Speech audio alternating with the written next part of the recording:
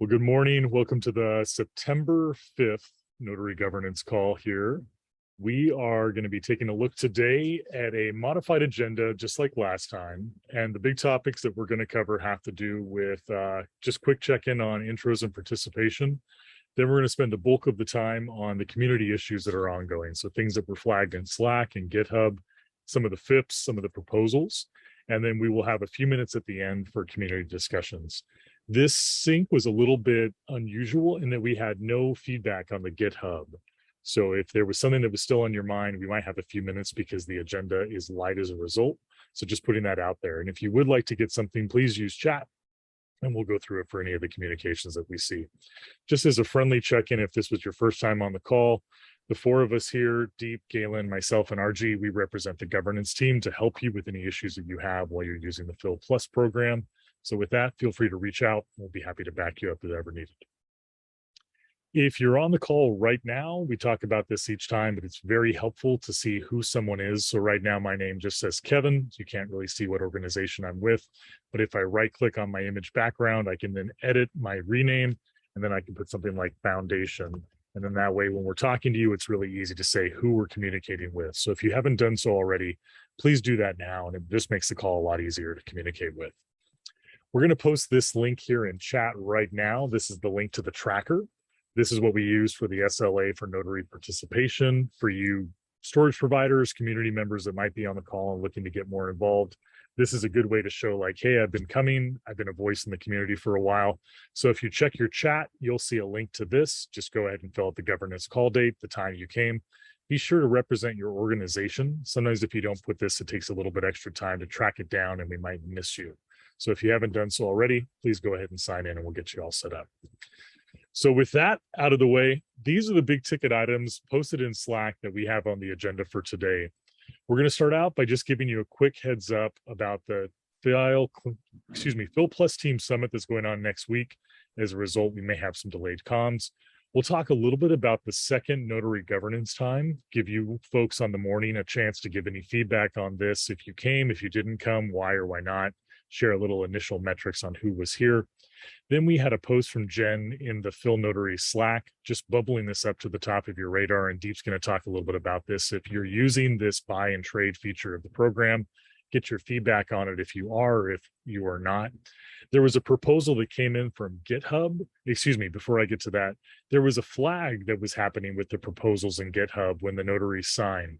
So Deep's just going to talk a little bit about that UI, kind of address any concerns if you've seen this yourself. Then the proposal 608 just came through 2 days ago. And this we're going to talk about with the GitHub length to see if we can maybe come up with a workaround so we don't have so many issues with the GitHub accounts. And then Deep will close us off with updates to FIPs, number 3.6 and number 4.5 update, where we are, and just making sure that you have the latest and greatest on that. If there's anything else you'd like to see on this agenda, feel free to put it in the chat. And then if we have time at the end, we'll allocate time for the discussion. Sounds good? Here we go. So next Wednesday, Thursday, Friday, RG, Galen, myself, and Deep, we're all going to be co-located working on a summit to kind of come up with a future plan for the Fil Plus program, taking a look back at the past year, and just all in all deep dive into this to make sure we're giving you the most. So as a result, we may have delayed comms on the 14th, 15th, and 16th. Just putting this out there, still very much available, but you might not get an immediate response for something. So if you do have something urgent, feel free to tag me, Kevin-FF, in the Slack. Just bubbles it up to the top of my inbox, and we'll be sure to help you if there's any blockages, outages, or anything you need. But just as a quick reminder, on the 14th, 15th, and 16th coming up next week, RG, myself, Deep, and Galen will have delayed comms. All right, let's talk about the second notary governance call. So in the month of August, at the request of the community, great feedback, we piloted having the second call 2 hours later. And the thought process was this helps some folks that might be in Asia have an easier time attending the call. So what we did is we've been starting to pull metrics on, did that drive adoption? Did people drop off? Did we get new faces that weren't on the call? And then we're kind of coming back to this period to see if that maintains or if that drops off again. So this afternoon's call, this morning's call, however it is for your time zone, we'll be back at that regular 1600, 4 o'clock Pacific 2300 UTC, and I think 0700 Beijing time. So what we're going to do is anybody who came to those calls in August that might drop off, I'm going to be reaching out to them via DMs to see, like, was it the time zone? Was it just a schedule issue that came up? And then in the next round of notary governance, I'm going to bake in questions to the application on what times work for you for holding these governance syncs. And rather than having just these 2 times that seemed to work for the community a year ago, we'll make sure that it's current. So if you have any feedback on this, please send it to me. There's also a proposal in the notary governance repo, but we're really eager to try to find a time that works for everybody involved. And just to kind of highlight just 2 metrics that I was pulling before this call, if you look at the notary participation, we hover around 40 notaries that come to this call, which is a great number. We're about 70–80% of all the notaries that attend each and every biweekly period. We have a couple clients that come up just to kind of share their proposals. We have a few storage providers that averages around the 6 or 7 number on these calls, communities, and others. So what I'm doing right now is I'm seeing what percentage of these notaries come to the 8 a.m. call, the 6 a.m. call, who's not attending. And so I'll be reaching out. You folks on the call won't get this same ping, but the notaries that are not attending, hey, is it a driver on your schedule? Is it something with the calls? To try to make sure that we're making this work for everybody. So I'd like to get some feedback. So I'll pause talking. If you have any thoughts on the call time, how we're doing it, why you come to some sessions, why you might not come to others, I'd love to hear it right now.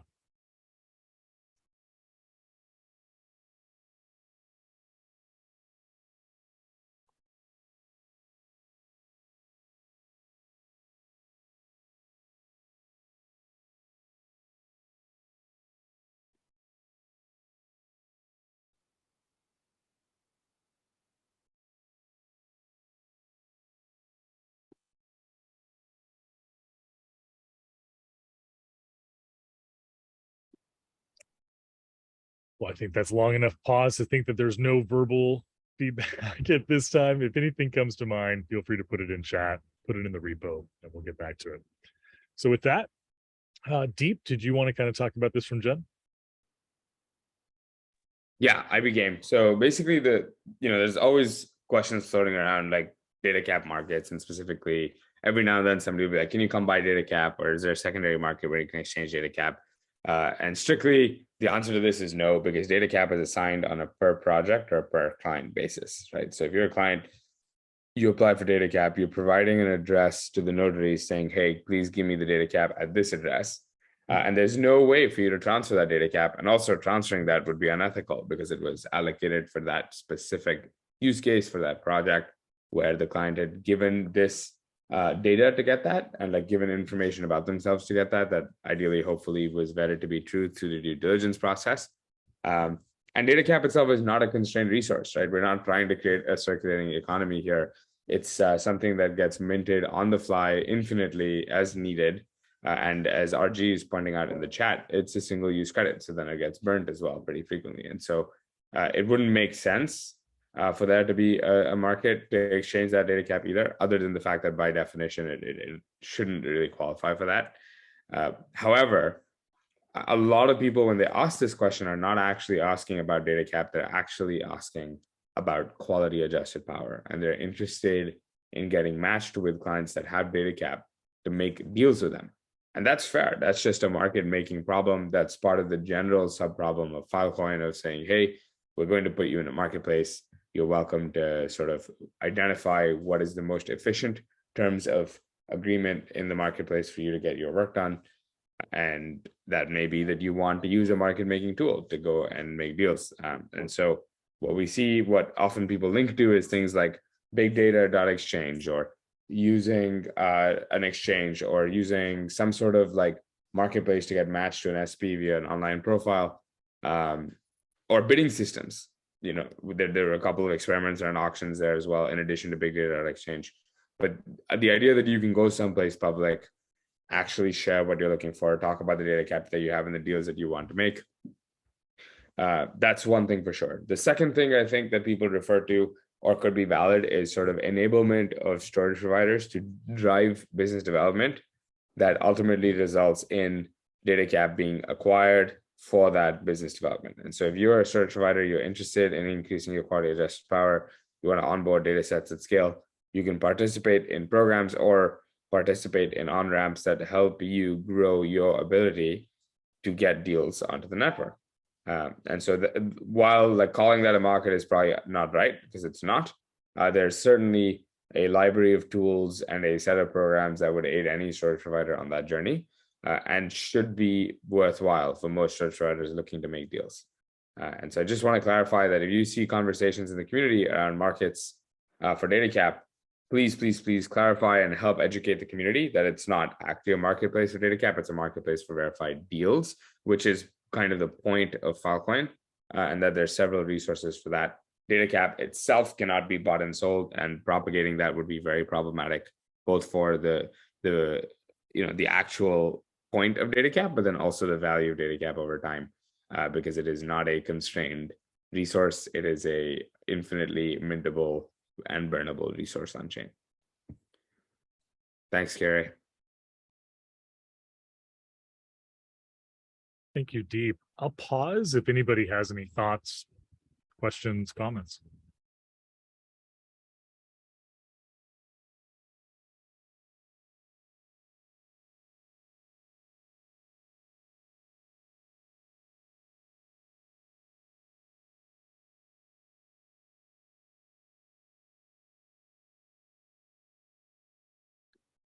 All right, Deep, professor level explanation. No thoughts, but if there is, hit up the chat and we'll be sure to address it. Deep, if I could hand this one back over to you. This was flagged in the Notary's chat just about how we're seeing this proposal link being tagged. There were some questions on it. It might be helpful just to clarify. Yeah, let's do it. So I think the actual challenge here has been that there's two problems that manifest the same way. The first is that in some cases where the app doesn't actually recognize that you're making a proposal for the same thing, it actually just makes the second notary sign a proposal. This could happen for a few reasons. Number one, sometimes the signatures are happening, within seconds of each other, or people are on the app at the same time, so the view hasn't refreshed. And so the app session does not actually realize that this would be an approval, and we actually end up with two proposals. The second is, for whatever reason, the chain scraping that the app is doing missed that there was a proposal and still thinks that this particular allocation requires a proposal. The second bug is that there was a period in time at which, even though messages were going as approvals, they were mislabeled. Either they were not showing up, so there was no comment at all from the bot here, or it was showing up as a proposed message, even though it was an approval. This one should be fixed. But what I wanna arm the community with, the notaries with, is that the first thing you should do if you see this and you think it's weird is you should click the actual link to the message, right? So that URL at the bottom where it says check the status of the message, you are welcome to click on that. That is public information on what's landed on chain. That will give you an idea immediately if this is an approval message or proposal message and what the message's parameters are. If you see multiple proposal messages in a row, you'll see that each proposal has a transaction ID, and the transaction ID parameter should be unique across them. And that will also help you determine that, yes, indeed, these are all valid individual proposals for the same thing. And so we're working on making our stack a little bit more robust on this front to ensure that we're minimizing the amount of duplicate work happening. We're also investigating ways in which we can cancel duplicate proposals so that they're not floating around and causing confusion down the line. I know that this happened with a couple of notaries in the last several weeks, and so we want some way to make that happen better. And so we're looking at ways to improve this. But if you do see this right now, that's what you should do. You should take a look and see if these are indeed two different proposal messages. And if the answer is yes, then please post about it in the Notaries channel, and we'll find a way to take it from there. Thank you. Appreciate getting this flag in Slack. I'll go ahead and post that snippet that Deep did for the rundown to reply. That way it's like in the record in the Notaries channel. But just again, thanks for flagging this. This was a good topic for discussion. This one came in over the weekend. Let me share the link here in chat in case you're keen to follow along. But essentially, at a very high level, what this is talking about is this: those of you obviously remember about 2 or 3 weeks ago, GitHub had an issue where it blocked a lot of the accounts that were using VPN access, that had a couple of like newer, higher activity on newer accounts. So this proposal coming through from the community is asking, is it possible to modify the LDN application so that you can only submit an application if your GitHub is older than 90 days? The pros and cons of this are kind of just talking about it. Con is that if a data requester had not been using GitHub in the past, this could serve as a block. Pro is that this would eliminate some of those issues that we've been noticing in GitHub where an account might be newer, have a lot of activity all at once, and then GitHub flags it to come through. So if you want to take a quick second and look, but we're very keen to get some thoughts on this proposal to see if this was something that the community supports, having that longer period of an LDN application window for GitHub, or is this something that you feel would be a blocker for applicants who may be coming across? So kind of pause and see what feedback and thoughts you have.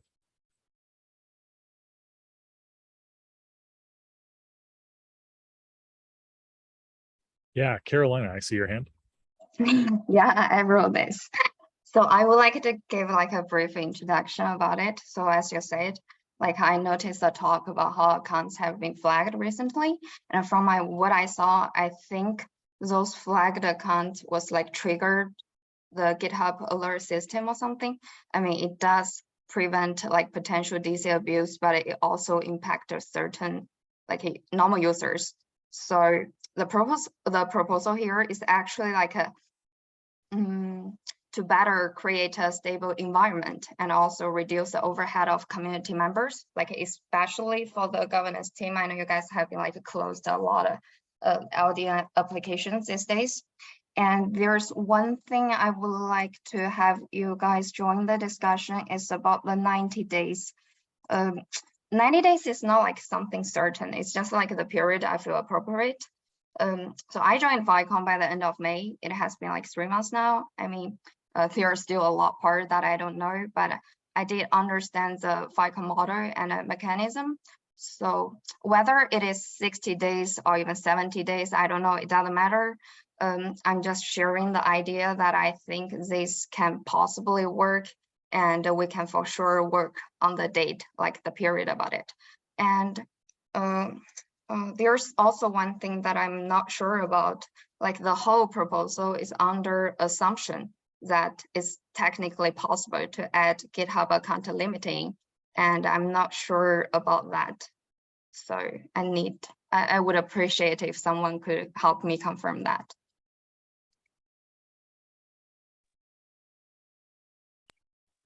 Are you guys still here? Yeah, everyone's here. Thank you for proposing this. I just want, RG, go for it. No, I was just gonna, I had some initial thoughts, but Deep, you can go ahead. And yeah. Sure. So I just wanted to say that technically an issue can be created in the repo by anybody. And so we can't like constrain the ability for somebody to create an issue. What we can do is make it harder. So the first thing that is possible is that like right now, a lot of people fill out the template directly on GitHub. And then there's a validation bot, right, that runs and says, hey, this is valid. So you can make this part of the logic for the validation bot to say, hey, also check on when this GitHub account was created. And so it's theoretically possible as a checking step. I don't think it's possible as a restricting step. But if it doesn't meet those requirements, we can ensure that like, Datacap isn't necessarily being signed, at least via the tooling. And so that is one thing for sure.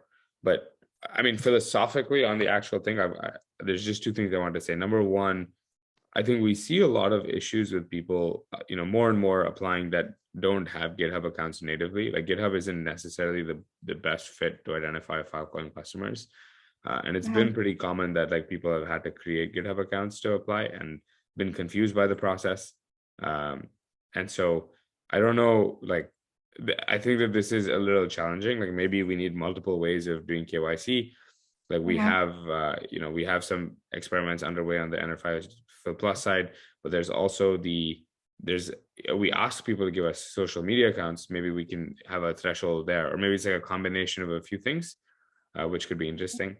And the second thing I want to call out is we've been told, and we've seen this a lot, where accounts, especially in China and a few other regions, because of GitHub policies and regional internet policies, will get banned. And then people have to recreate applications or recreate a new GitHub account to do work through that GitHub account. And that's been a challenge for FilPlus as a community as well, where we've had many people cycle multiple GitHub accounts. And so even though it looks like a new GitHub account, it's somebody that's well known in the community, like it's a notary that's been working for many months or many years. And I don't have a good way to get around that either. Like we could always create like a manual tracking mechanism or something that says, you know, these are known entities in this ecosystem and it's fine if it's a new GitHub account. Maybe that's one way to go. But I think, yeah, it would be a little challenging. Like in general, I think it's a good idea. Maybe we need to combine it with one or two more things to make it more realistic. That's my initial response. Would love to hear what other people have to say. I see RG want to say something, and then Alex said something in the chat. Yeah, I agree with what Deep said. I think putting a 90-day restriction might be restrictive to many people, because like I think a lot of people create accounts just for the purpose of applying for LDNs. It could be interesting we can also explore if they're part of Filecoin Slack, to like if they're willing to share their Slack username or handle. I think we can potentially get that, because essentially I think one of the underlying things here is we're trying to assess their of course the authenticity, but also like, you know, if they've been engaged previously. And so I think there are other ways to do that, including, you know, if they had a presence in the governance call, we can like you know, Kevin's been tracking that, so we can do that. And so I think that'll be a combination of things. But I personally think that the 90-day restriction might be too limiting for the state of the program as it is today. Also, to answer Alejandro's, I think we do agree that, you know, GitHub is not the best solution, but as of today, we haven't at least come across a better alternative. If there's anyone in the community who has come across a platform, Web 2, Web 3, that you think could be useful, we're more than open to take a look. But yeah, at least for the foreseeable future, which is at least 3 to 6 months, we don't see moving away from GitHub right away, because it will require a little bit of process. So agreed, but would love any alternatives proposal. Yeah, maybe 90 days is like a little bit more too strict. I mean, we can lower it down, but I don't know. Yeah. And there's also one point I would like to mention in the comment section of my proposal. There's people mentioning that they could actually buy a GitHub account. So I don't know if that's possible, but if it is, I think you guys should be, you know, a little bit aware of that too. Yeah, no, I think we're aware of that. Buying GitHub accounts is a thing. And yeah, it happens all the time. So, because you know, sometimes when I, as a member of the governance team, am doing KYC, I do look at previous commit history or previous contributions, which sometimes can be a good indicator, but then it's always useful to see like what exactly, so were it commits in private repositories or were they public? And so there's ways to verify that. But to answer your question, yes, you can buy GitHub accounts. Like people do that even beyond, like, you know, for FilPlus, like sometimes some companies require you to see, like, have a history. And so there's like different ways people game the systems overall. So yeah, that is also a potential challenge. And I also got another question here, like how do you guys think like the client to join in LDN application, like through what kind of way? Do they get introduction from notaries or from SPs, or they just come to Filecoin by themselves? Yeah, so I can take a first stab, but then Deep and anyone else, please feel free to jump in. From what I've learned so far, a lot of it is SP driven. So SPs are bringing the clients, but also there are some times where, you know, depending on the scale, people do kind of want to try out. So you might have seen that, you know, people are storing the original copy somewhere else, but then they want to try out Filecoin to store additional copies. And so we see a mix. So we don't necessarily like know if, you know, also like we've tried to get SPs to declare if they're bringing a client on board, but there's, of course, some concerns on their side as well. They don't want to put their reputation on kind of on bet. So yeah, and I think overall, my opinion is, it is supposed to be like, anonymity is like a thing, and we don't necessarily discourage it, but we do of course encourage like in the KYC process, providing as much information as possible. So to answer your question, it's a mix. There's no kind of one pathway to which clients are coming on board. Yeah, I got what you mean. Thanks. I think, Filecoin, the most meaningful part is like storing the most useful data for humanity. That's what I think. So actually, when we're introducing this, I would actually doubt if anyone would put their data in Filecoin without knowing the whole system and everything, and the whole process, the learning process. It takes time. It doesn't come, overnight. And they just get the account, ban applied for it. I don't think that's reasonable for me. But of course, as you said, if they were introduced by SP, the whole learning process will be like shorter, and they can get more direct orientation about the whole system, but still it requires time. I still think 90 days might be a bit too long, but like 1 month, 2 months, it doesn't seem that bad to me. Just some of my thoughts, where come disagreements.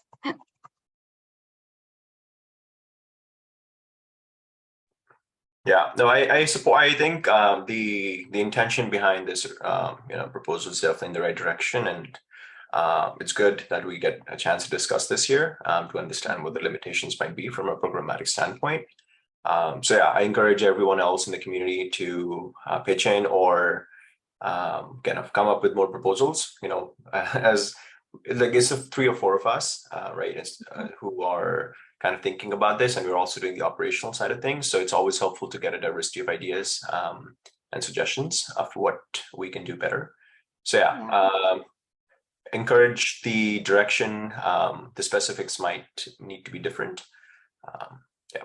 I'm sorry, but I really got like the last question. Like if PL decided to develop their own platform, like how long will that be? You mean our own version of GitHub? Yeah, not on GitHub. Yeah, but like a different platform. I mean, I would assume it will take more than 6 months for sure. Also, like I think we really need to assess, because as of today, as the status quo is, we would have to assess if it's worth investing in a platform ourselves, because there's like many considerations there. So I don't necessarily know if that's the direction we've even considered. But did you have? Because sorry. Because in the comment, I saw people suggesting maybe a better platform that only works for Filecoin, and I was wondering how long that will take. So that 6 months is not like something we were expecting to, so probably no. Yeah. I mean, I think the way I see it, right, I think some of the ways in which we are heading, and Deep mentioned about the FIPs, I think deal making is evolving, and it will look a bit different than it is a year from now. And so we don't want to over-index our, like right now, like some of the problems that we're facing with GitHub is not necessarily because, like, of course, it's not not best suited for the kind of process that we're going through, but also the process will evolve in my personal expectation quite significantly. And so I think I would personally like to kind of get a better sense of what that would look like before we invest in the platform. Because if you build something internally, it comes with like its own set of costs and time to be spent on it in terms of maintenance. So I personally think given the capacity of the governance team today, we are better. It's better for us to kind of iron out some of the existing issues than spend dedicated amount of resources to developing a new platform. But that's just my opinion. Yeah, if anyone feels differently, please speak up. Yeah, thanks. I got what you mean. And yeah, that's enough for me too. Welcome to join me in the comments, guys.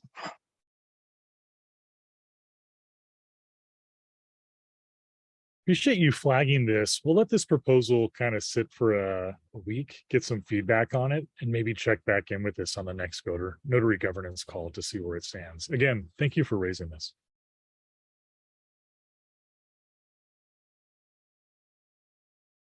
Deep, would you like to speak with a FIP update on 3.6 and 4.5?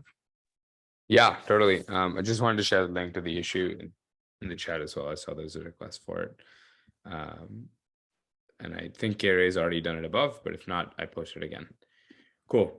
On these issues, basically what I wanted to call out is there was a implementers call last week. So for those of you that are familiar, there's like a Filecoin core developer session that happens once every, I think, 2 weeks, gets recorded, put on YouTube. And there was one last Thursday in which we took a deep dive into a bunch of the existing open FIP proposals, of which these are, of course, included. In the build up for this, we did significantly more work to figure out like where our heads were at and what we should be representing. We also got on the phone with several notaries that were available to get their input and their understanding, and went and did our best to represent that opinion in the FIP call. I think the latest state is that basically for FIP 36, there's been a new proposal that's come in that reduces the total duration from 5 years to 3.5 years that's being proposed, but still, of course, increases the minimum from 6 months to 1 year. And so sectors, instead of going from 1 year to 6 months to 1.5 years, will now go from 1 year to 3.5 years. They also recommended or proposed doing this in a staged manner, which I think is a recommendation that came up as well, which is instead of going immediately to the max, we can increase the sector lifetime upper bound over a period of several weeks. And so the recommendation for that is that we will do that and take, every 4 weeks increase by 6 months. You should definitely check out this FIP, because I think the part that I am still hung up on as like somebody from the FIP Plus community, like the rest of the changes are relatively positive, but the thing that I think is still going to be challenging for us is how we're going to handle sector migration and sector extension. So please check out the picture that I have on the right is a screenshot of the section of the FIP, which is a link that Kara just posted in the chat. But basically the claim is that they don't need to necessarily support sector migration for existing sectors that have verified deals in them.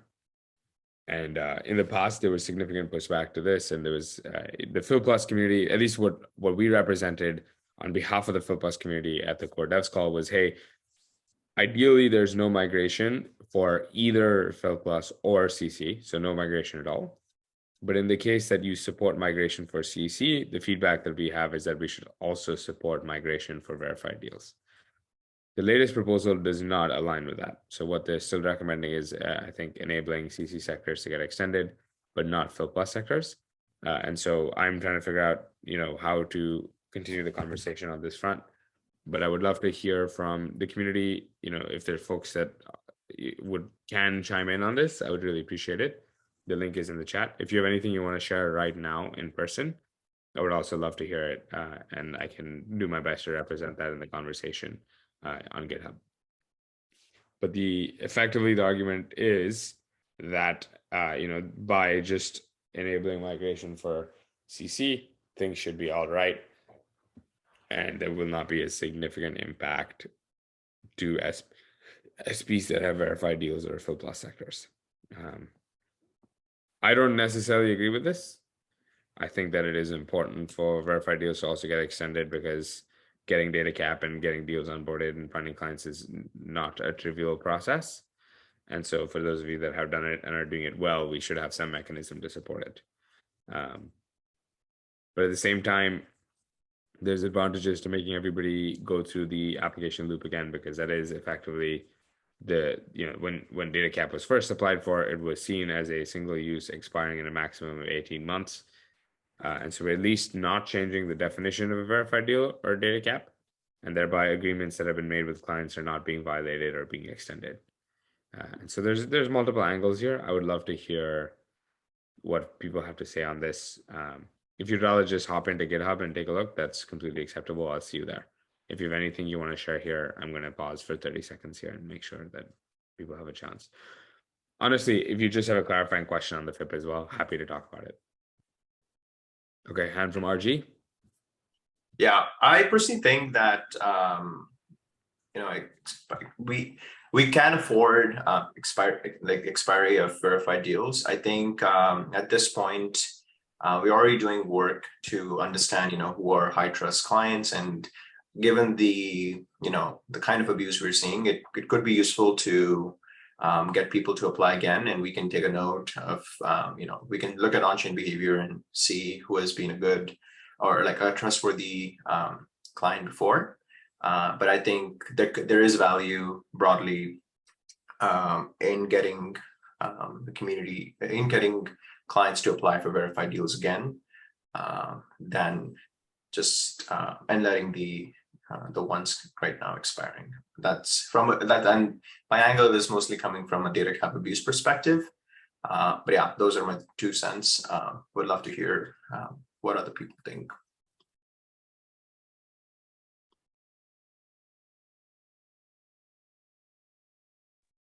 Yeah, I think I agree with RG here.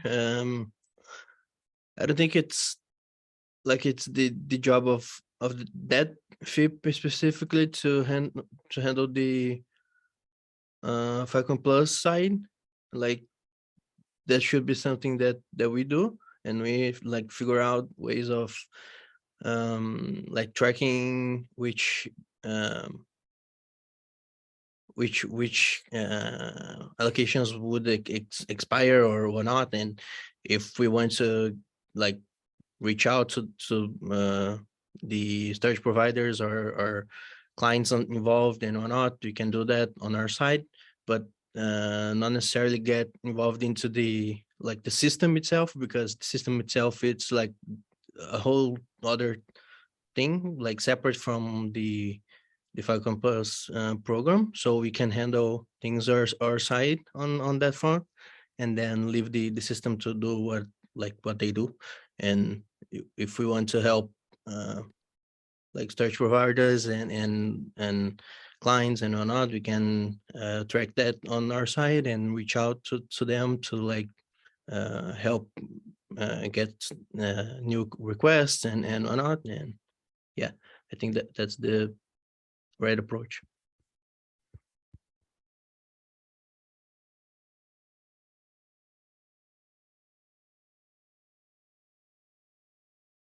Yeah, cool. I think in the interest of time, I'll continue on to the next one, but please check out the links and voice any thoughts you have there directly as well. Thank you, RG and Alex. Okay, talking about FIP 45. So this is the arguably slightly more directly impacting one for us right now, which is the decoupling of Filecoin Plus from existing storage marketplaces, and specifically decoupling the notion of Datacap from only being usable when the current storage market actor chooses to use it. TLDR of this is basically when a client wants to use Datacap, they actually assign it to a PCID, and that allocation has properties around min term and max term that an SP should comply with, and an SP can publish deals for that and get a quality adjustment on chain. And this way, if there's smart contracts in the future that enable deal making on behalf of a client, or there are other ways in which deal making can happen, we have some way to facilitate that. Overall, this is an interesting change. I don't think it's an urgent change necessarily, but because of the other things happening in the ecosystem, it is one that's being considered for the current network upgrade. And overall, it should lead to a little bit more flexibility for how verified deals are constructed and made, and I think that's a good thing. What I want to call out, though, is that after the implementer sync last week, where we talked primarily about wanting to move the conversation of extension of existing sectors, we decided that the best place to do that would be in FIP 36. And so the migration topic has now been removed from 45, which is interesting because in 36, the argument is we don't need to support migration for FIP Plus deals. And so right now, what we're expecting is basically FIP 45 to be a little bit simpler and easier to sort of get through. and work for us in that, like for the next several months, actually nothing really changes other than how we track Datacap spend on chain. And even then, the estimations we have in the dashboards and stuff will continue to work, but they will not be accurate in the near future. And so we'll have to make adjustments and architect things slightly differently from a tooling standpoint.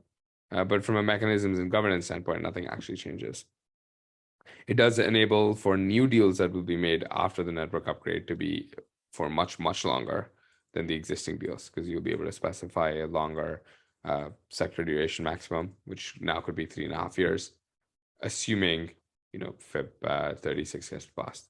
If FIP 36 doesn't get passed, then no significant changes other than the deal making process and like where Datacap gets spent in the deal making process, which really means for the default user, nothing actually changes that much.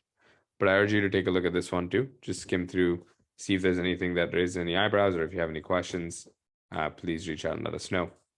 I don't think we need to have that much of a discussion on this right now because we did get a chance to talk about it quite a bit at a previous governance call.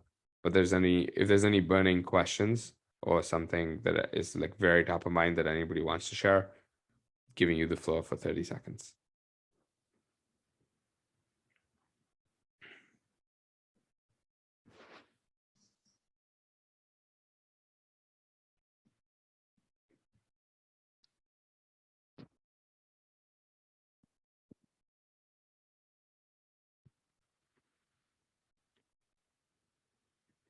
Okay, I think we keep going. Thank you. All right. So with that, that'll kind of wrap with like the pre-populated agenda items that came from GitHub, that came from Slack. I will turn it over if anybody in the call would like to raise anything for discussion.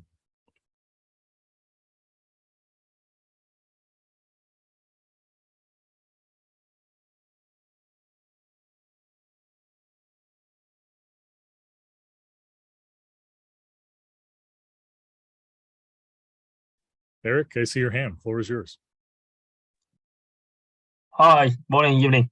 So I'm asking, where's the project beacon has been done? What's the status for right now regarding to deep or RGs? What's the status for the project beacon? Oh, Eric, I think I owe you a response over email. Is that right? There's some stuff that I think that I suggested Yes. you shared publicly. Have you had a chance to do that yet? Sure. There was some stuff, right, that we talked about that I recommended you share publicly in the issue. Have you had a chance to do that yet? Or not Yes, yet? I already posted on the GitHub. Perhaps you can check it. I can post the link here. Yeah, please post a link here for other people. I have the link. I will check today and respond. Thank you so much. Yes, thank you.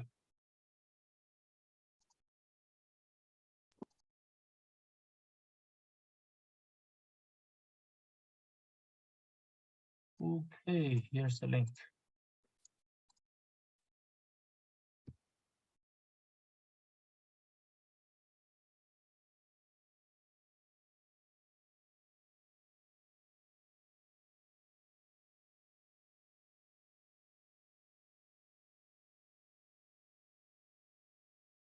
Thank you, Eric. Any other topics? Anything else? Any questions, folks?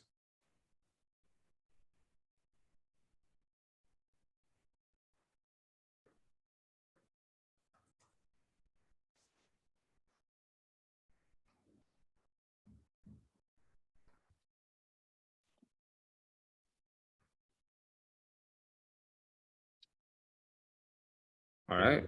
Hand. Carolina, you want to, floor is yours. I see your hand. Yeah. So I was wondering about the proposal I made last time, like which I shared in the governance court too, like about requiring notaries to self-circumvent on projects they engage in SSPs.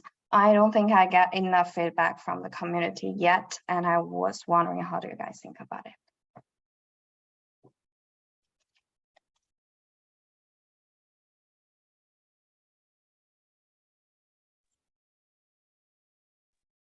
Yeah, let me get a link to that issue. Oh, you put it in the chat already, right? 602. Yeah. Yeah, I think we talked about this 2 weeks ago. I think, Carl, the challenge is still the same, which is I don't actually know how we'll be able to enforce this.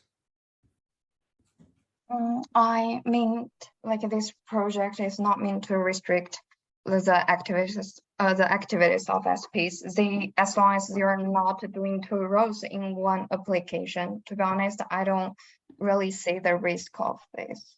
Yeah, Like, why I mean, would they have to sign for the application that they're already involved in? I mean, there are like 50 other notaries left. We have plenty of people doing that. right. No, I don't disagree at all. I think the challenge is that notaries will just not disclose the nodes that they own or the SPs that they work with. And so, notaries, Yeah, because I mean, we don't have yeah, a way sorry. to confirm, anybody can make a new service provider ID on chain, Mm-hmm.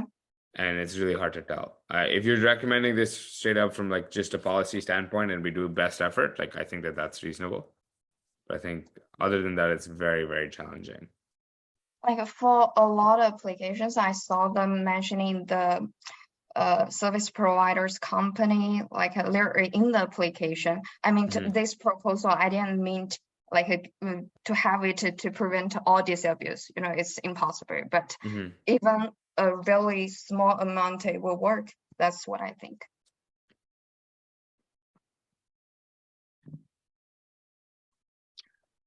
Yeah, I mean, we could, but I at this point, I think, I would like to have a better like a better understanding of, or a better idea, I should say, of like how much can we really prevent? Because after hearing like what Deep said and what you said, I mean, it is like a process change, and it will require like a bit more of, for the lack of a better word, policing on our end.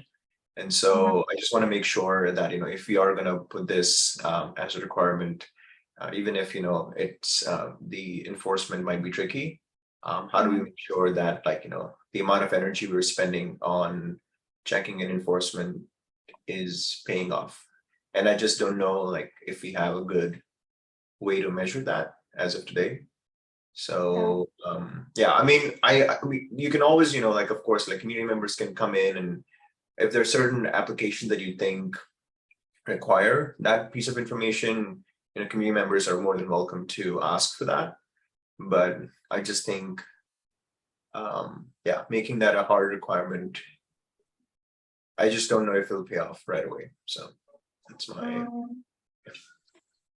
I saw like the next round of notary application is already on. Like, is it mandatory to ask the notary to disclose their notes in the new round too?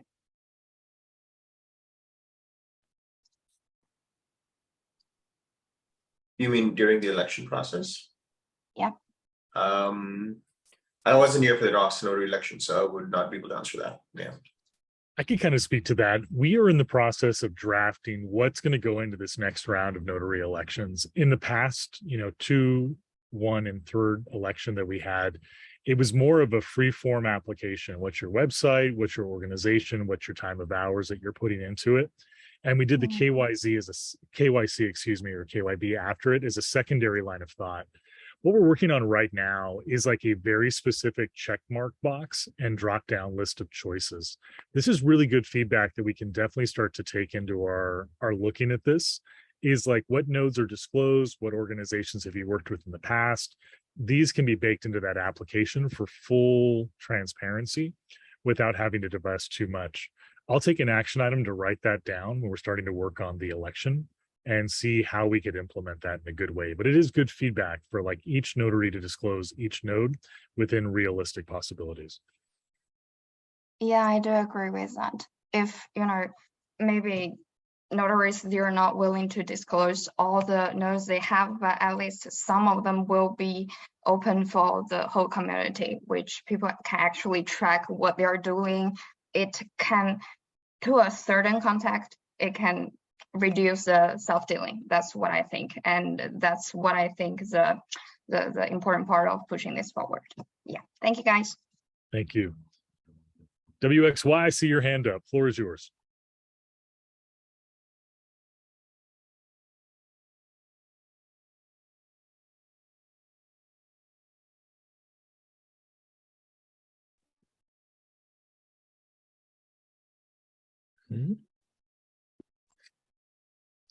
You're unmuted. Go ahead if you're ready. 大家好，我是闻一多文化传媒的负责人吴笑宇。下面我将针对闻一多申请 LDN 做一些介绍。我将通过以下4条来进行阐述。那 PPT 共享不出来呀。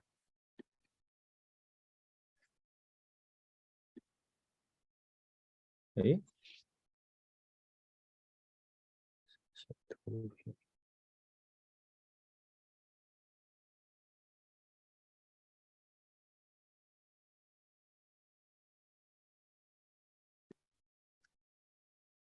，So it sounds like we may need a translator. Was anybody on the call that could maybe translate that for English or wants to field that in Mandarin?我 We 们的 don't 业 have 务 a 主要 translator here. 我无法进行投屏啊。He meant he can't share the screen, the PowerPoint he has prepared. Maybe you should give him the I code. don't believe we have time with 4 minutes left on the call for a presentation. Rather than any kind of like presenting that you may want to have, that'd be better suited into GitHub. But if there's any questions you want to ask, we still have plenty of time for a question or a topic you might want to bring up, but not for a presentation. Do you guys mind if I do some translation? No, yes, 我 please. 无法进行投屏。他说就只有4分钟了，没有很大的时间让你去介绍整体的，你可以讲一下你的重要的中心。重要的，那我就大概讲一下。我们是一家企业视频定制化的服务商，主要为企业提供宣传、策划、运营的服务。然后我们的业务主要分为6大板块，第一个是企业宣传片的制作，以及第2专题纪录片的制作，第3个很重要的一个就是企业影像资料托管服务，就是帮助企业进行影像资料的一个托管。第4，大型电视节目的策划，还有第5，电视节目冠名与赞助，第6，大型跨区域连线直播。那我们在深圳呢有了9年的一个从业经验，包括有30多个长期的合作伙伴，以及500多个成功的项目案例。那对于我们来讲呢，我们对于这个数据存储是有很大的一个需求的。我介绍几个项目，第一是19年我们去香港拍摄的亚洲小姐总决赛的项目。这个项目呢，我们全程参与了策划执行，然后这个项目总共的数据集大概有35个 TB。然后第2个呢是关于那个中国国际格斗联合会主办的世界格斗赛，我们进行了全程策划，整个项目大概有50 TB。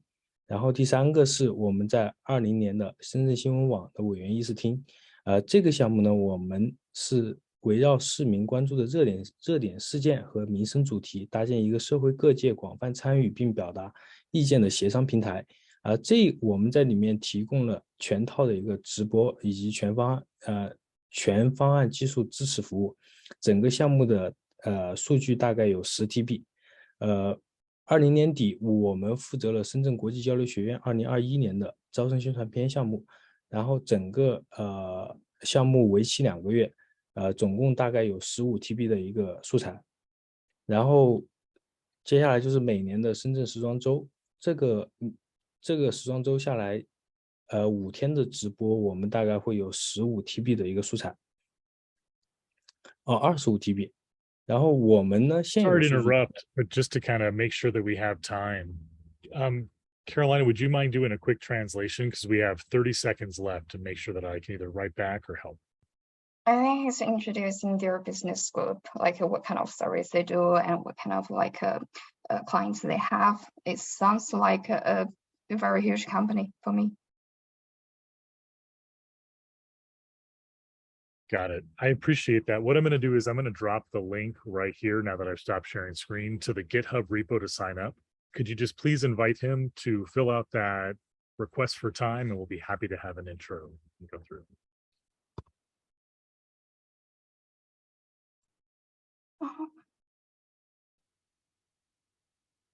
I think you got another hand here, Kevin, from Cabarina.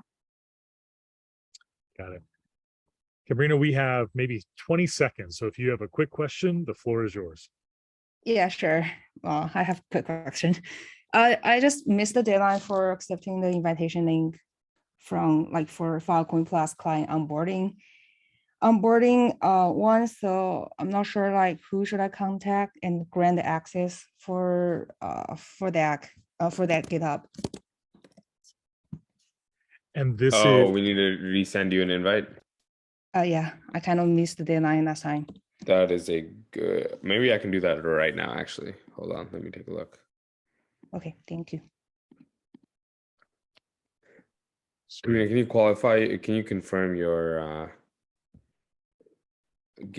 Slack account in chat or in a DM right now? Yeah, I'll DM you. Thank you. I'll help facilitate that.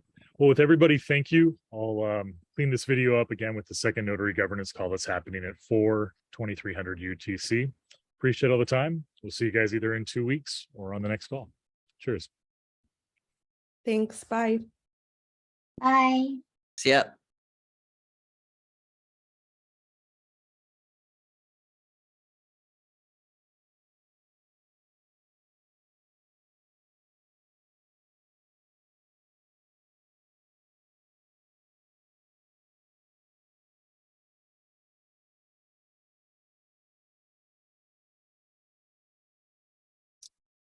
All right. Hello and welcome back. Second notary governance call of September 5th. This is going to be the second call. So as a quick update, in case you're watching online, we usually kick these calls off with intros and attendance for those folks that are SLA with the notaries. We're going to talk about some of the community issues that came through Slack and through GitHub. And then just like this morning, we anticipate having a few extra minutes at the end.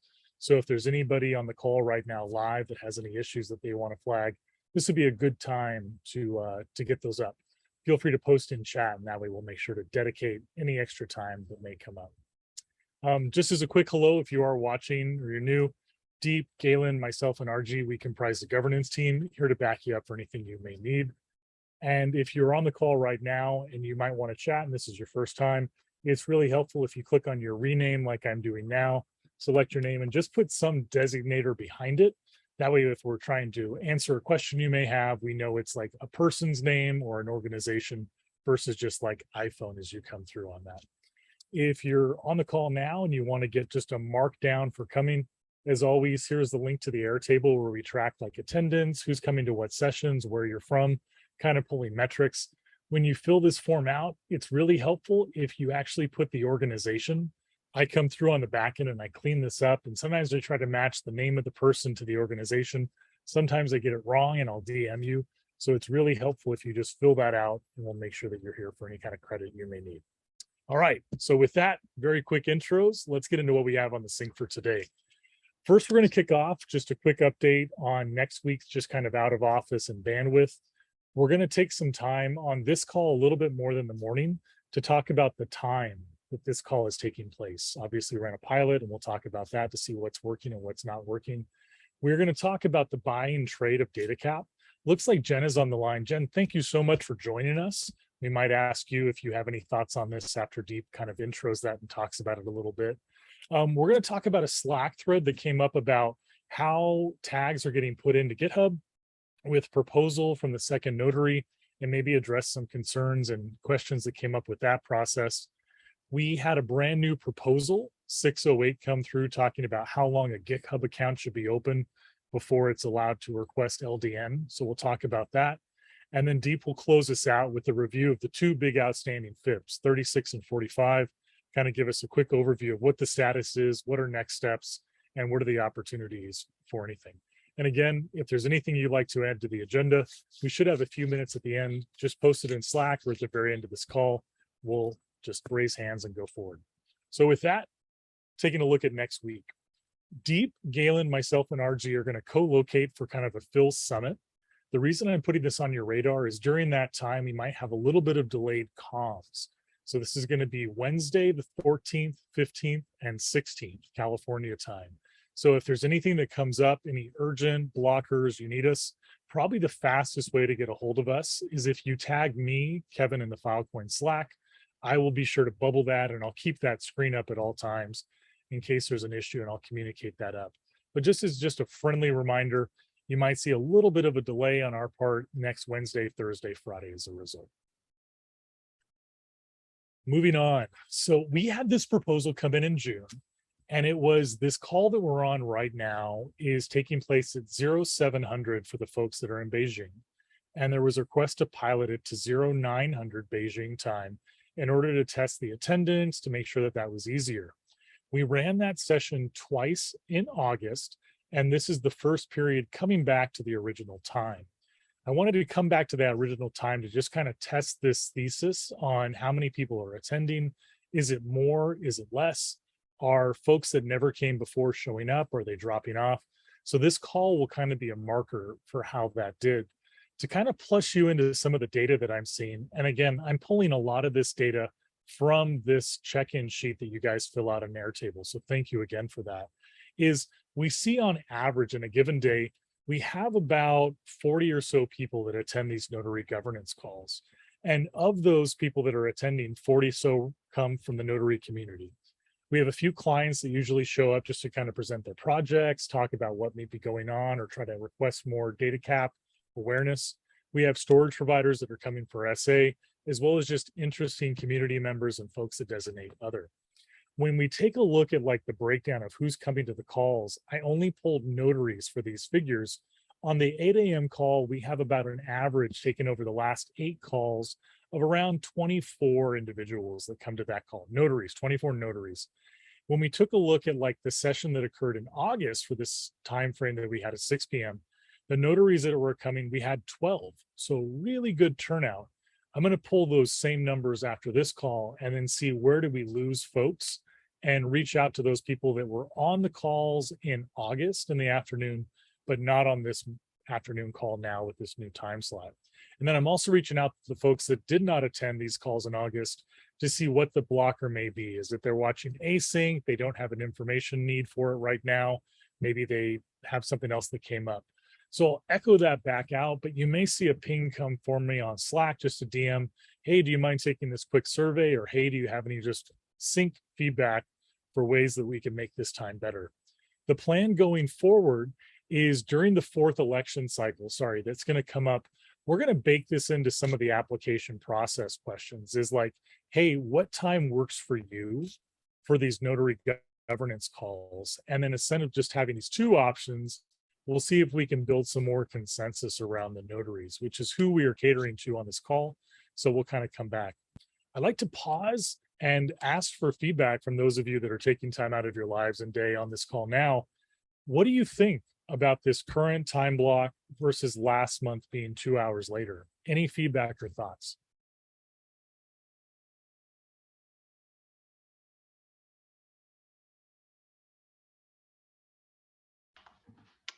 Greedily and selfishly, I prefer this time, but I'm in a minority.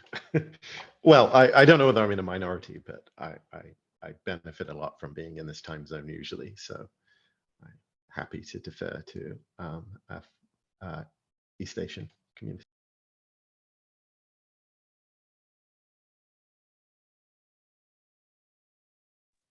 I appreciate that, Danny. Thank you for unmuting. I did that in the morning and no one said anything and I felt super silly. So it's good that your mic's working. Just reading out some of the text in case we're looking at this in the future.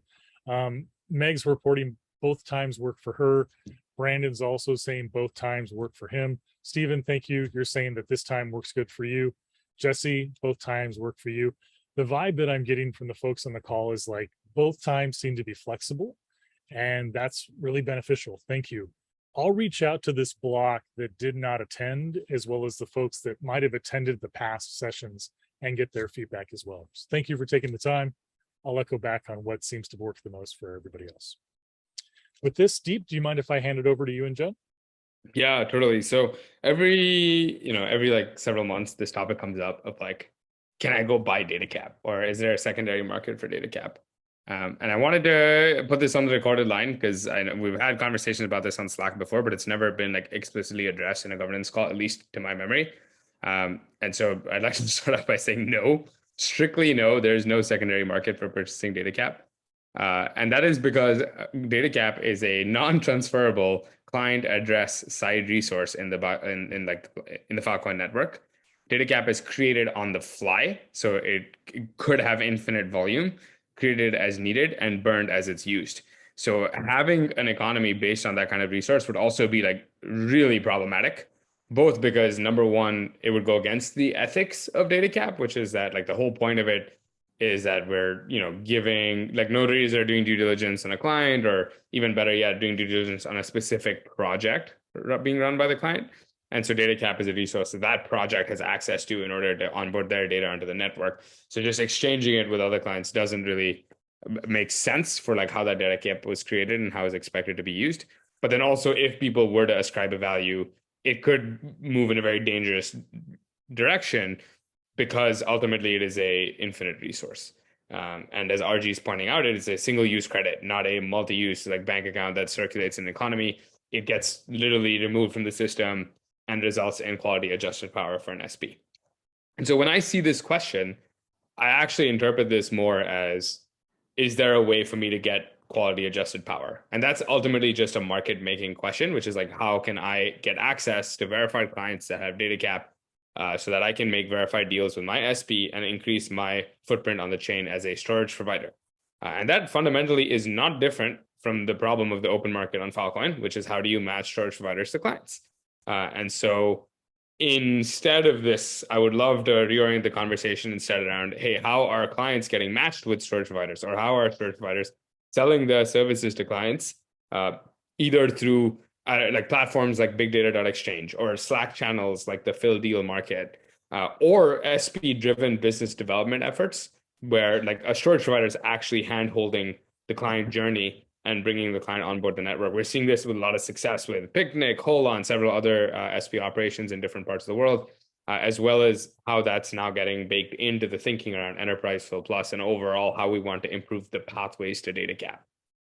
And so if you see conversations around buying and trading Datacap, please help us spread this education, because it's not feasible. It would be very problematic. And instead, let's move that conversation towards helping clients onboard their data, helping SPs find clients to work with. Jennifer, I know you flagged this. Is there anything you would like further clarified, or any thoughts on that from you or others? Cool, I see a perfect and a no. Thank you. Cool. Any other thoughts on anybody else, or are we good? I think we're good. Getting some thumbs. Scary, take it away. Thanks, Steve. I think I'm probably just gonna hand it right back to you if you want to talk about this UI setting. Yes, I would love to talk about this UX issue that we've been having with GitHub. So just so you folks are aware, you often like see that in some cases there's like two proposals back to back. Or like if a notary goes in and signs, it shows up as a proposal instead of an approval.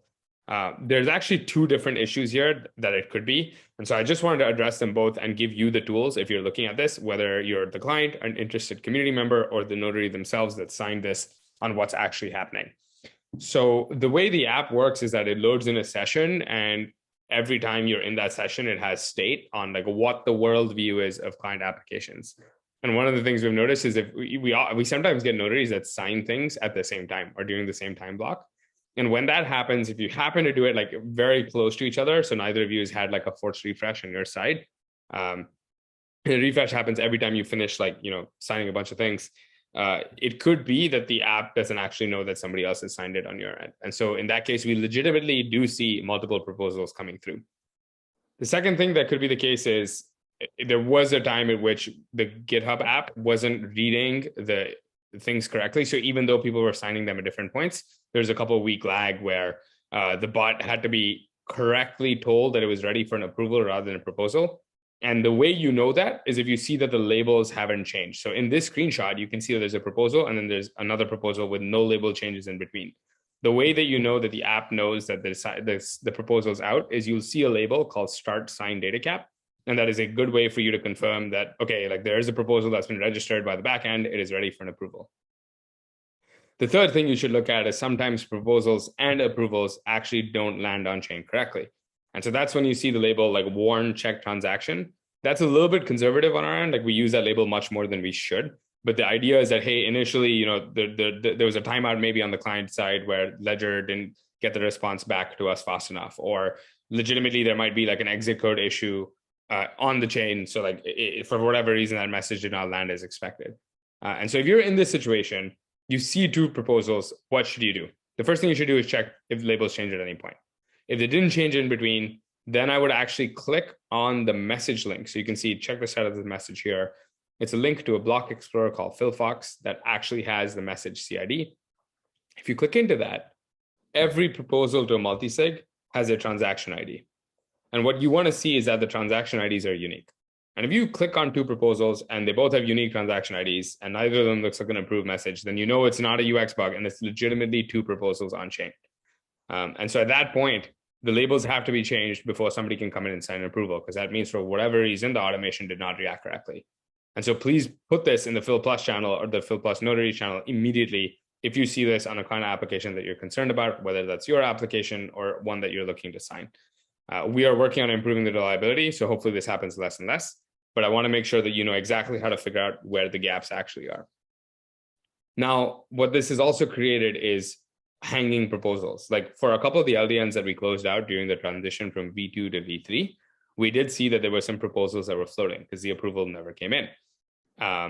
The interesting thing here is that there is a way to cancel a multi-sig proposal, but our design for that is dependent on the notary themselves who made the proposal catching this and being willing to cancel it.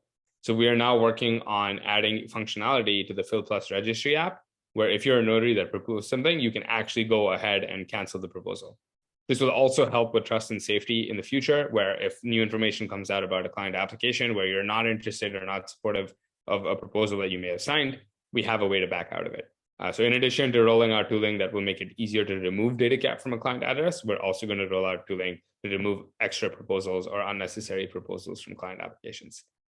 RG or I will continue to give updates on this through Kira keeping us on task over the next several weeks. So you can expect some more updates in the coming governance calls on this topic. But hopefully that clears it up and you know what to do when you see this and you're confused.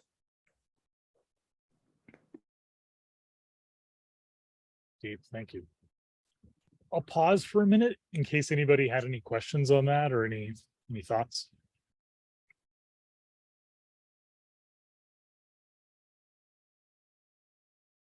Super smooth. All right, we had this new proposal come in at 6:08. I'll go ahead and post this into chat in case anybody was keen to follow along.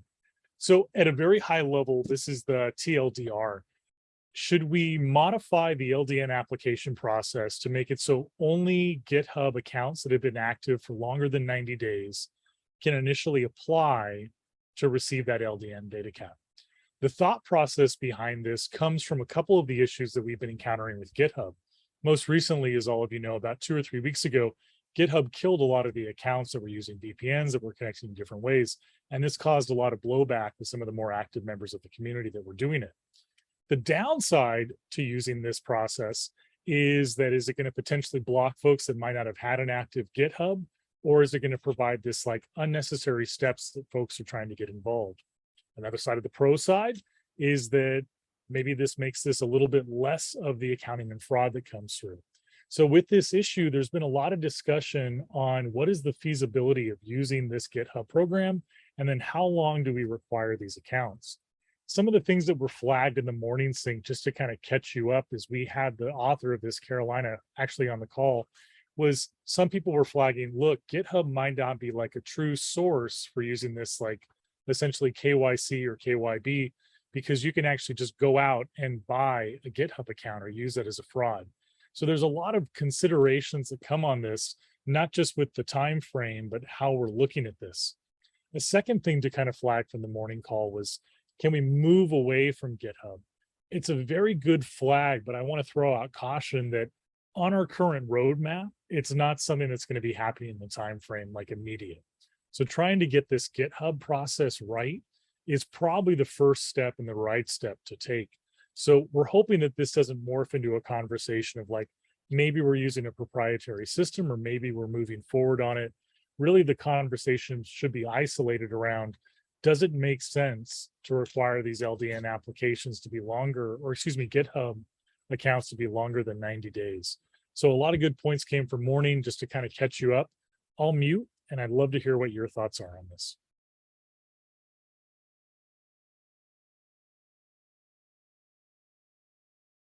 Hi, James from Picnic. I think this could be a good start to preventing some of the fraud that happens. We've noticed, at least on the Picnic side, we've noticed a lot of accounts that are brand new and will just comment in an LDN. That's a little separate. We'll also notice that there are brand new GitHub accounts that will submit LDNs. And then on the other hand, also brand new GitHub accounts that will comment on an LDN trying to, block its approval. I'm mentioning specifically on the SFI data set that Picnic's worked with, just a day LDN that's been approved and gone through the ringer of the Fil Plus process and KYC, but then there's a brand new GitHub account that will just comment and bash the project. So I think this could help that. And so it shouldn't be just LDN applications, but just commenting in the GitHub itself potentially. And then the argument that you mentioned, Kevin, with buying GitHub accounts, I believe just that's an extra step that the fraudulent people have to go through, making it harder for them. So, yep. Yes, I think one of the challenges that we're facing basically is that a lot of the client applications that are coming in are not from GitHub native folks, right? Like we've had to adjust the process ourselves to teach people how to use like GitHub. And while you can create applications today via UI, most of the LDN applications are coming in directly via issue templates. So in my head, I kind of see this as like, okay, if we can have a really good non-GitHub native experience, we could have created an account on behalf of someone even. And that would have been a good way, like have a bot post.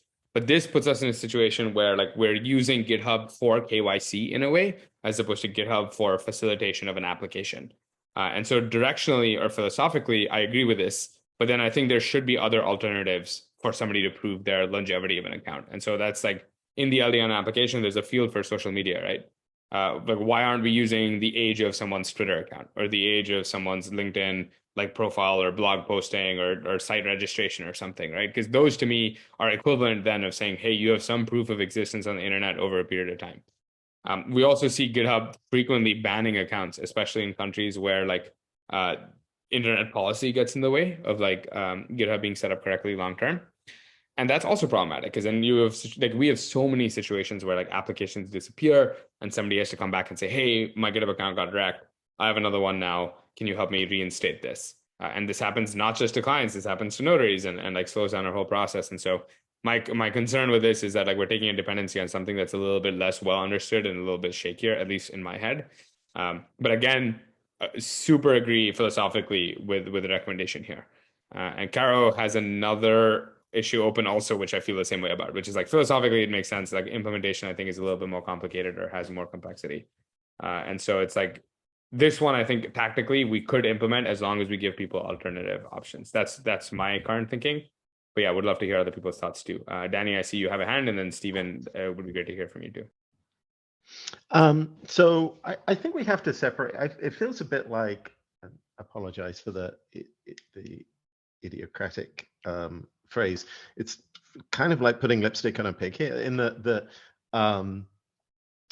this is being presented as a way of fixing the problem of accounts being cancelled, right? And being flagged. And the solution is to make it accounts registered for 90 days. Well, I don't see, that might not fix that problem. And it doesn't really necessarily add a great deal to our current situation. And what we're really saying is that a fresh application for Datacap will take a minimum of 90 days for someone who isn't a GitHub native, and with our current setup. So I'm kind of I'm aligned with Deep, although I may be less philosophically aligned with this. I guess my thought here is that we're going to hit lots of problems, continuing problems with using GitHub. It's not really designed for what we're using it for. And I'd rather try and solve those problems individually while at the same time trying to build up a interface or a UI so people who don't use GitHub can still apply for, in particular, LDNs, right? The other part of this is that we do have external mechanisms for very small amounts of Datacap, and we've sort of ended up in a world where a lot of our work is now primarily on large LDNs. So I want to encourage us. I don't like this proposal because it will extend the time to get Datacap by a huge amount. But I do agree that we need to kind of work on another UI or something so we're not so dependent on GitHub users having a one-to-one correspondence with Datacap applicants.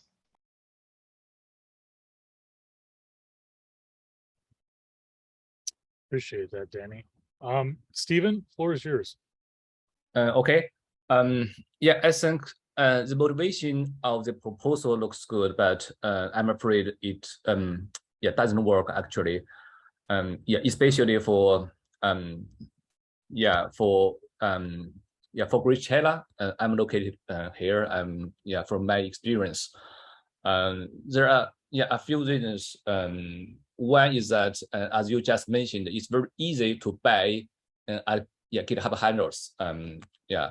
Especially in the crypto crypto world, and many people to buy GitHubs to get some airdrops, and there are some very long time GitHub registrations could be actually be sold on the market. So it's very easy to fall on this, and this is one thing. And another thing is that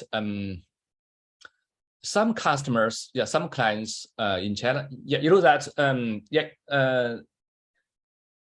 not everybody in China can access GitHub is because you have to use a VPN, right? So there are many developers, they have this, they have GitHub accounts, but not every client. So many clients, they have the storage requirements, they don't have actually don't have the GitHub accounts, and they want to go through the process. They need to apply one, and usually they don't meet this requirement. And I also meet one problem. One client actually the problem actually he just experienced this. They had successfully applied Datacaps before, but one time the GitHub administration just blocked his account. It's because he said there is something wrong because GitHub does not support their account to apply this kind of thing. So that's very strange. So there are many things actually may impact this kind of proposal takes effects. So my suggestion is that it's because the client is applying the Datacap, and the notary have this responsibility to check the background. So I would encourage the notary to communicate with the client directly and to check their business or their real requirement, instead of we set some barriers here and to do something like decentralized way. And actually our Datacap application is not decentralized, it's actually peer-to-peer. Validation process will have this kind of thing. Okay, that's all. That's my opinion here. I appreciate that, Stephen. Well said. Before we turn it over to Alexander, did anybody have any feedback on the points that Stephen was making?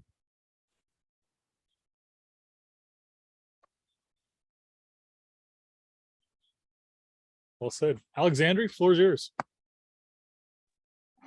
Yeah, I guess my point of like the GitHub account registration date and whatnot. Like, what does that actually does to benefit the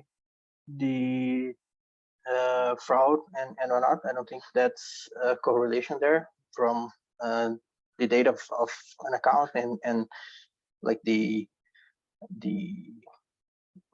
accessibility of fraud and whatnot. So that point already got was already addressed. So one other point I was going to mention is one that Deep mentioned when he talked about getting links to social media on the application. I don't know how well that actually would work, because we are just increasing the complexity of an already very complex system. So, for example, we would have to have other systems that actually know if the links there are owned by the applicant, and then we would have to have the backend to do that connection if certain account is actually from that, and like checking it, and for example, if how do we keep that up to date if they change handles, and if they like we would have to have some system to do that. And then I think the most like I think most important thing if we are going that path would be just implementing a new system, like developing and implementing a new system to handle this, and instead of just increasing the, because what I'm thinking with this is we gotta just stop the leak of complexity to the system.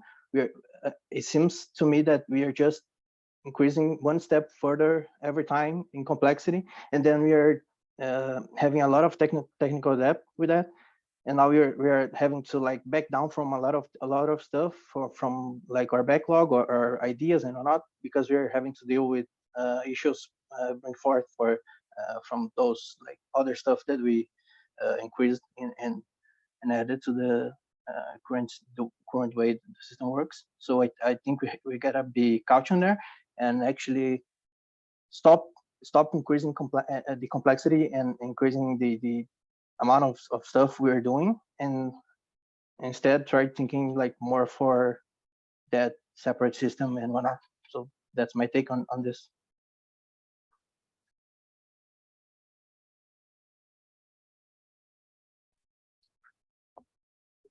Well said.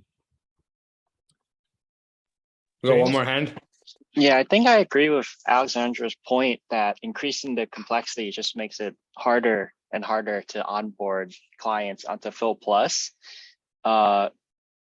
Just a small counter argument there, though, is that this is just to be a stopgap, like measure to just prevent the influx of LDNs coming in. Like we're seeing recently started to KYC all of these from Picnic side, and we're seeing like 20 plus LDNs come in a day from, and then most likely from new GitHub accounts. But so this doesn't solve the issue of a lot of the other issues that we have. Yeah. It would just be for that one particular case, and then we could build on top of this. I think this makes me almost want to like propose this as like, once you move towards more automation and how Datacap goes out, like for first allocations, especially, like this could be like one way in which you become eligible, one of many, and like just becomes like part of like tracking from a risk standpoint, even like RG as a call out to some of the math that you're working on in the background. It could just be a vector that we look at. Yeah. Okay. Yeah. People might go and make new GitHub accounts after watching this recording anyway, so you're probably right. Just in case. You never know. Start your clocks now. Yeah. Like September 6th. It would be hilarious if it took us 90 days to agree to this, and everyone had set their accounts up. I mean, yeah, don't say that. It might actually take us.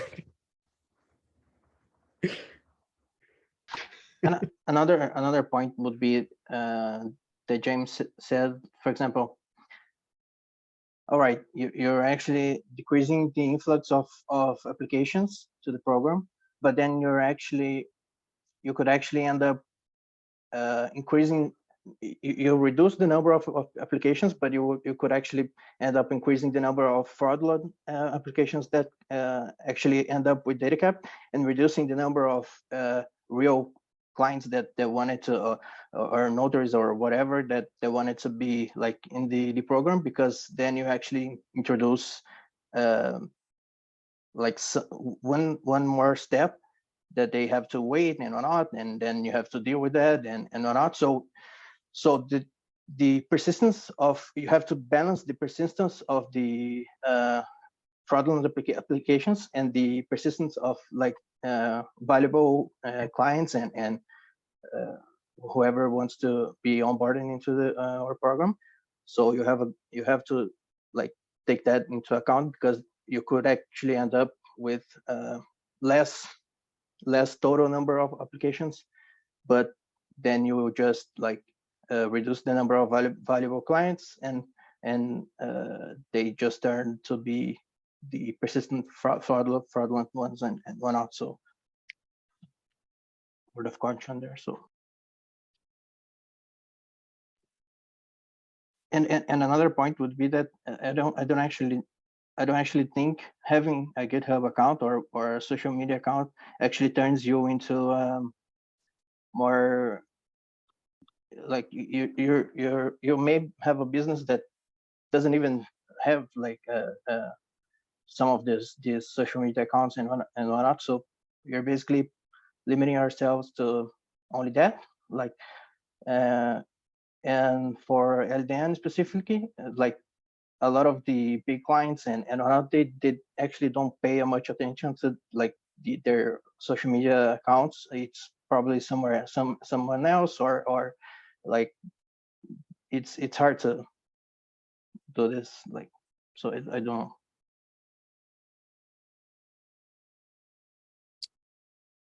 Yeah, good points. I think we've kind of reached that stage in the discussion where we've all kind of like said our thoughts, super well defined.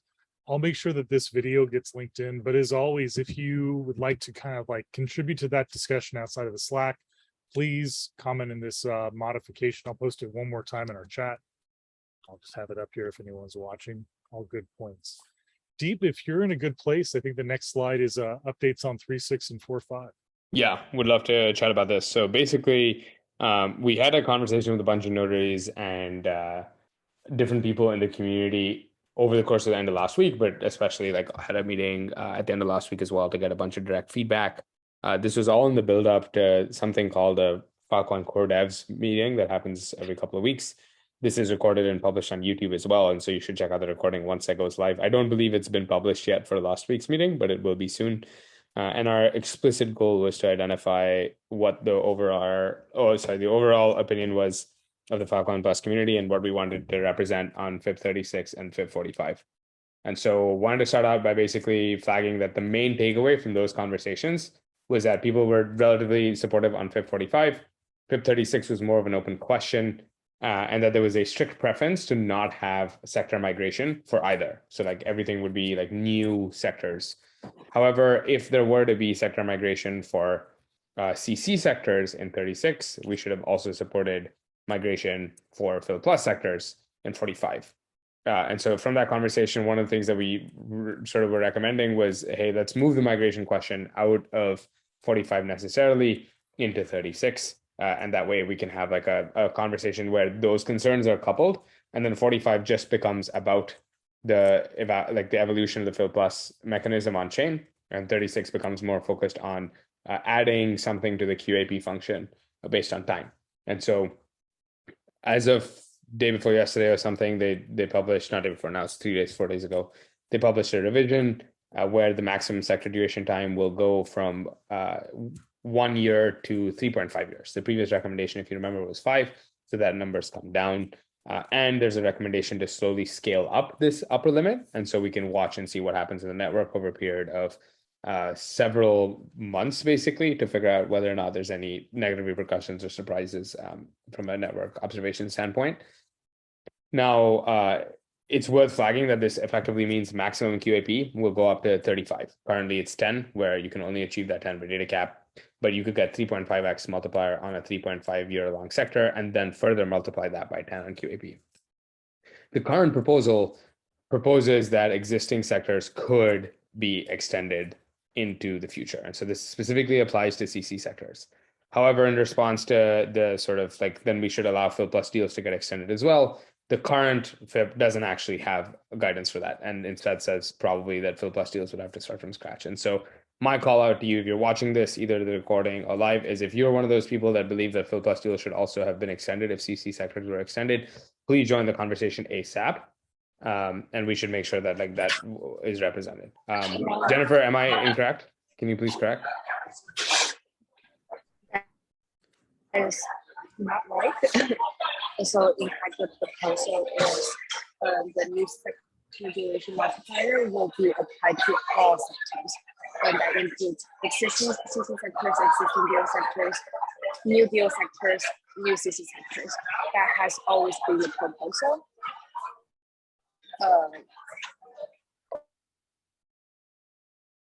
Sorry, Jennifer, we didn't really get to hear what you said. Do you mind repeating that closer to the microphone or typing it out in chat? I'm hoping that maybe I misunderstood something in the draft and that's what you're saying.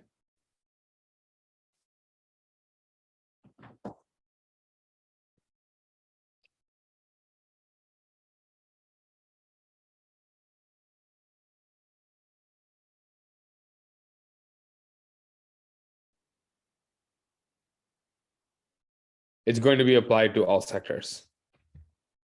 Okay, cool. So yeah, then Meg, there's definitely considerations as you're flagging, which is that we need to come up with a mechanism on how we're expecting Fill Plus deals to be migrated.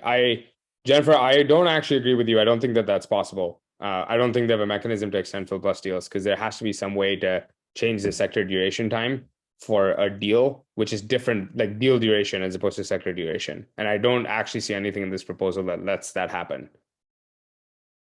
And so sure, you can extend a sector that has a Fill Plus deal in it, but the deal itself will still expire. So the QAP will drop for that sector. And Deep, correct me if I'm wrong, but I actually think if you extend a sector with a deal in it as the way it currently is, you're going to stretch that QAP for that deal across the 3.5 year duration. That's what I'm confused about. That's what we need to figure out. I don't know if that's true or not true.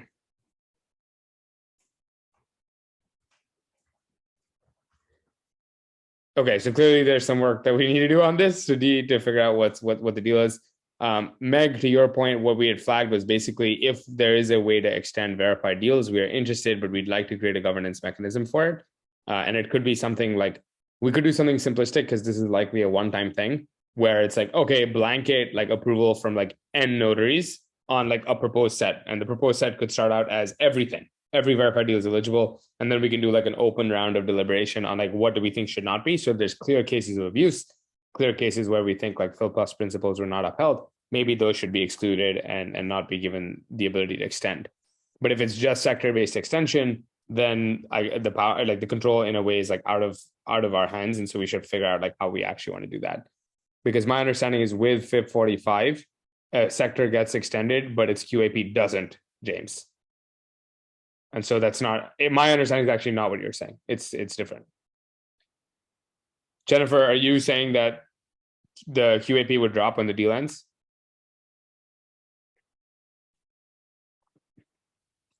Would be great if we can get this clarified right now. Those of you watching the recording, apologies, because you probably heard a much more confident me approximately 1 hour before this timestamp talking about what I thought the reality was. But I think this is exactly part of the problem. Like I'm really struggling to follow, like it's so long. There's a lot of opinions. We get to the end of reading what is epic, like it's hundreds of pages, right? And then I'm unclear on what's good for, I don't know what problems we are solving for whom, what's good for the community, what's good for the network, and what are the implications on each way we go with this. One of the things I'd suggested to Kevin was, is there a data flow? Can we see how this works in a journey for a customer over their life? Like, is there some way we can visualize it? Just might make it easier to flush out the edge cases and then make a decision on it. Yeah, I think that's a good piece of feedback, Meg. I hope you're putting that in GitHub, not just talking about it, because I think when things are not actually being added as GitHub comments explicitly and there's no community upvote on it, they're just not being prioritized because there's so many topics right now and so many questions coming in. So if you want attention on something like that, which I agree with you, it's valuable, please put that in GitHub and then put it in the Phil Plus channel and be like, everybody go upvote this, or please go look at this and respond to this. I think that is the way that you will get traction. All right. Okay, so that would be my concrete recommendation on that topic. Like this, yeah, it has lots of ramifications through the whole program, and it's hard to see them. It's hard to see them in GitHub in what is a lot of people and a lot of great debate weighing in, but you can't see where it's, what is the summary level and what really is being proposed on the table after all of that great input. Yeah. All right, I'll add something to GitHub. Cool, thank you very much. Okay, so we're just having a furtive conversation chat at this point to figure out what the state of truth is.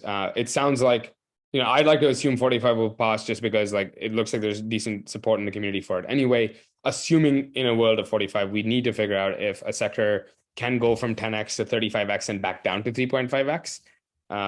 And that's what we should figure out. If a sector cannot go from 10 to 35, then that is, I think, where we have a gap. Where some of our SPs will be hard done by this change. Those that have onboarded actual deals and now will face like an inflationary pressure on QAP, thereby significantly impacting their returns. However, if it turns out that we can extend those sectors, then that it would be great to see that being supported, and then we can also talk about a governance mechanism to even extend the deals themselves. However, that would then go back into finding a way to do migration. And I think that migration would happen as part of 45 or an amendment to 45, which would probably be challenging. And so we need to figure out what the deal is ASAP. Steve, Jennifer suggesting if you have any thoughts on this, would love to hear them.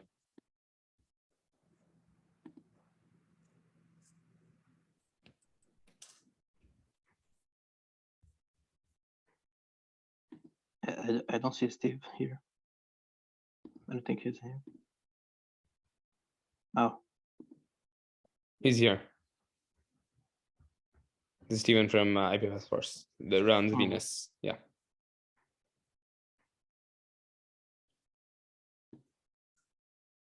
Okay, Jennifer, a question for you would be, if we want to continue this conversation async, would it be best to do it in 36 or in 45? I assume 36. I guess they're one that is the priority for now, and one they they don't need anything urgent. I can recall which one is the So I think we figure out that one first, and then we go to the other, because then otherwise we would just be confused. Yeah, that makes sense. My assuming is 45 is actually pretty close to being understood and people are supportive.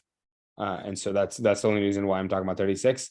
Jennifer, are you suggesting that 36 may not be part of the upcoming upgrade and maybe in the next one?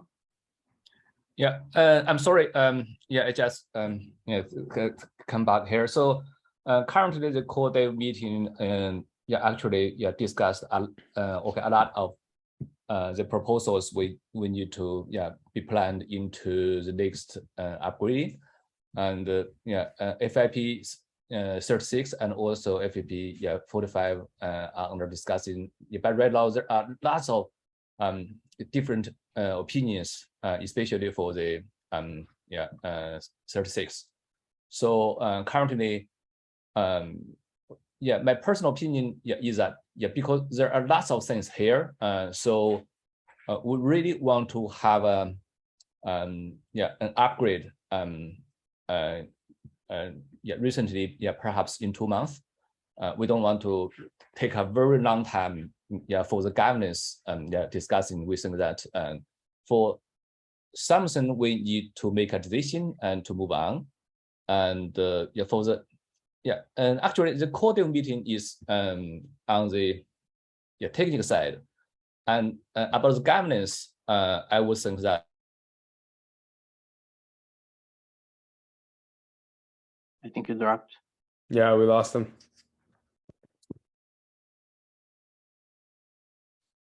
Hey, Steven, we don't hear you. All right, so for the next upgrade, do you I guess Jennifer, do you need any actions on the 36 or only the 45? Like for the network upgrade or like the decision within the next month?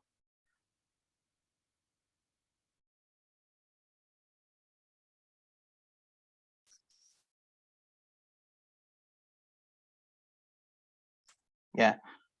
So, okay, but is that included in the upgrade? All right. Then we gotta discuss it, but okay, great. Okay, but not right now. Okay. Yeah. Cool. I So guess just Alex, just go ahead. because the recording doesn't pick up the chat, just so you know what happened there, Alex is asking Jennifer to confirm if FIP36 is in scope for network upgrade 3017. Right now, it looks like core devs are not sure, and so it may not be included in the next upgrade. Sorry. Anything else you want to add, Alex? No. Cool. Thank you for that. I forgot to actually translate things. Thanks. All good. Sweet. So I think, Kerry, I'm good with pausing here on the topics. I think the sort of call to action for those of you watching the recording or here right now is please go check out the latest on those discussions. So for 45, there's actually a PR up. We can paste a link to that in chat. Look at that PR. That is immediately useful and important and will likely be part of the next network upgrade and will fundamentally impact the Filecoin Plus mechanism. In the near term, it won't really make that much of a difference because there's only one built-in storage market actor. But in the future, it's going to make a substantial difference to how Datacap is spent by clients. So though the initial processes of like creating Datacap and allocating Datacap stay the same, the way in which it's allocated to data and how it's used in deals will be drastically different. And so please take a look, understand it, ask some questions.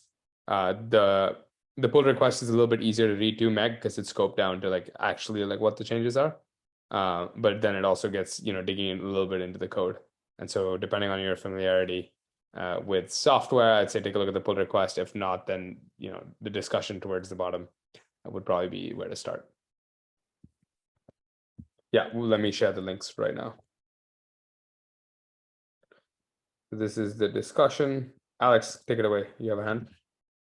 Yeah, if there's no one else that wants to add anything, I would try like giving some context. That I think are the reason this change is happening is because actually the core devs are trying to decouple everything related to they try to abstract things from the core technology so they can build new markets and actually start new initiatives, somewhat like Filecoin Plus, but you then open a market to like other technology that can build upon the Filecoin. So I guess that's some context there. And I had one more point, but I completely forgot. So if anyone else wants to add anything. Yeah, and then if I don't recall if this is for the 45 or 36, but they want to the Datacap or whatever token like thing to be to the deal itself, so that you can actually start creating new markets for the data. So you actually treat that data as the thing that moves around and whatnot. So yeah, I don't know if that helps or not, but Great. In the interest of time, let's put a pin in this one. We have 1 minute left, so I'm hesitant to ask for any like community discussion because that will definitely make us run over. I think maybe the last flag is thank you for the participation.